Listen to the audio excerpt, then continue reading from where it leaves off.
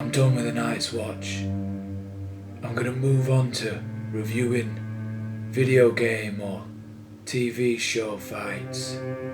That's always been my true dream. That and not being a bastard.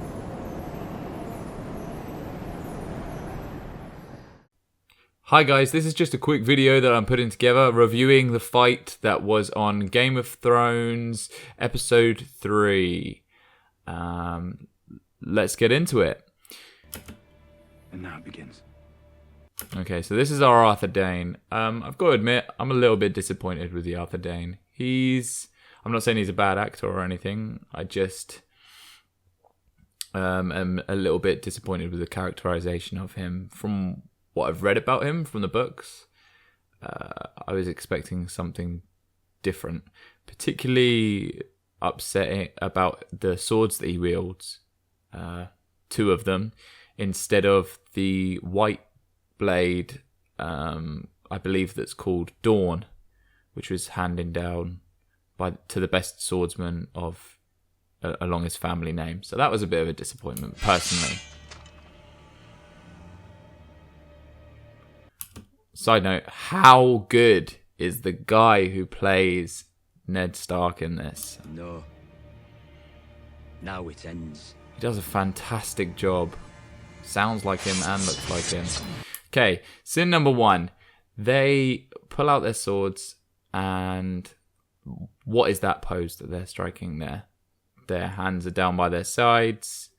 The blades are off to the sides. They seem to be in no way attempting to protect their body. I know that the guys are at a distance at the minute, but start as you mean to go on.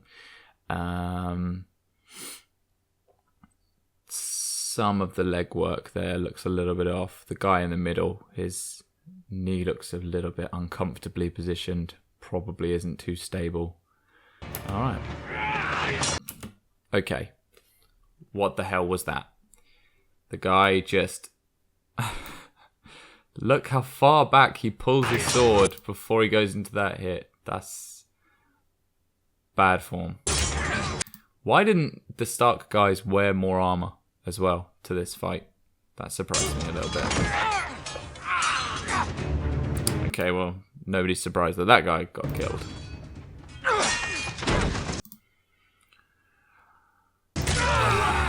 That's what happens when you spin, guys. That's what happens when you spin in fights.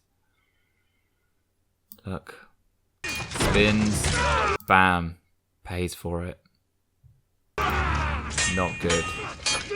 Okay, this. A lot of annoying stuff there. He's fighting one-handed with his sword, which is fine.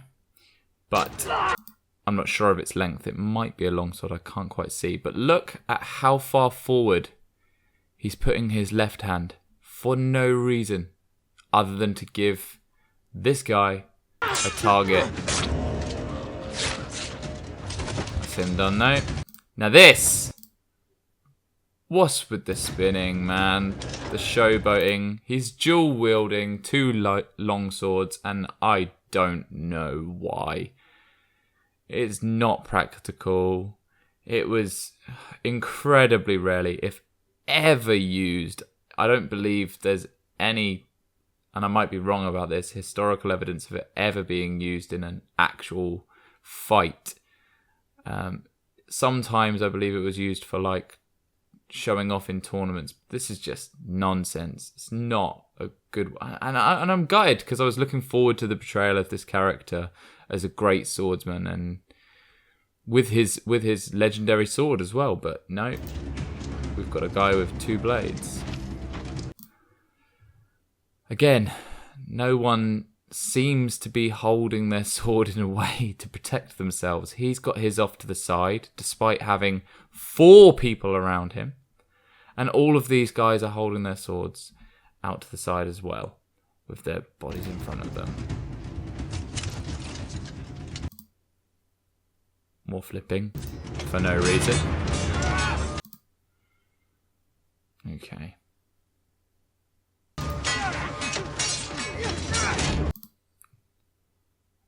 Just a lot of swishy moving.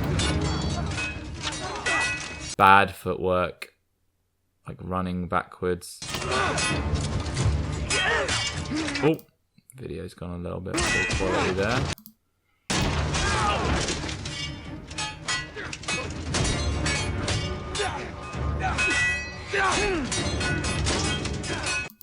Just way too much brute force being used in this fight by everyone. This kind of smashing with the blades, really throwing them like they're clubs. And also, you know, in swordsmanship, when you parry, you want to sort of go with the blow of the enemy's attack. You know, use their force against them. You know, allow the impact of their sword and maneuver yourself around using it. Instead, these guys are just swinging like crazy at each other.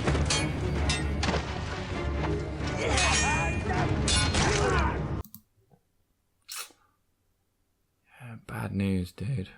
Got there. Just see that again.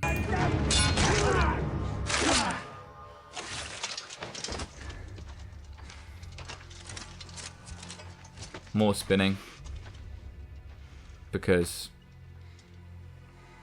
why not?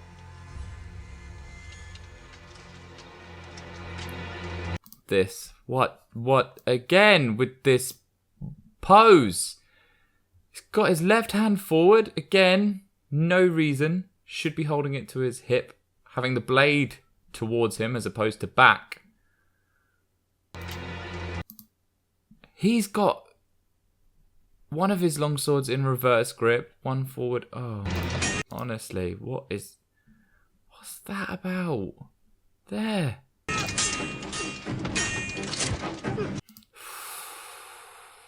A nice spin.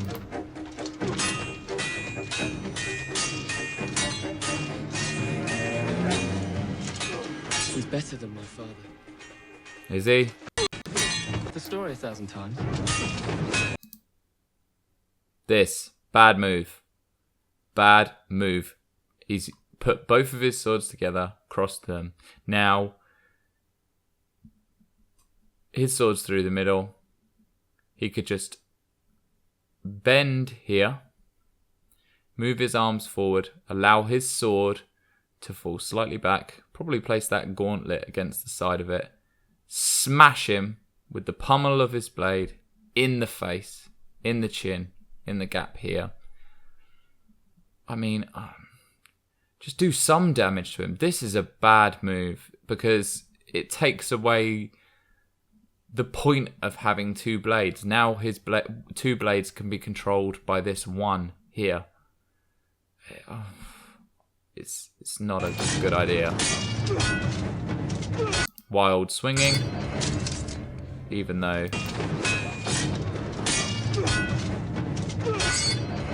what happened there?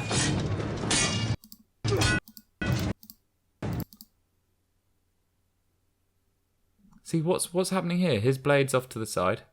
He looks like he's in good range. What is that? Why didn't he?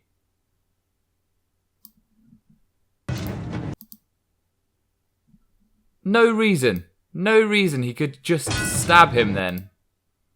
He could just thrust straight into him.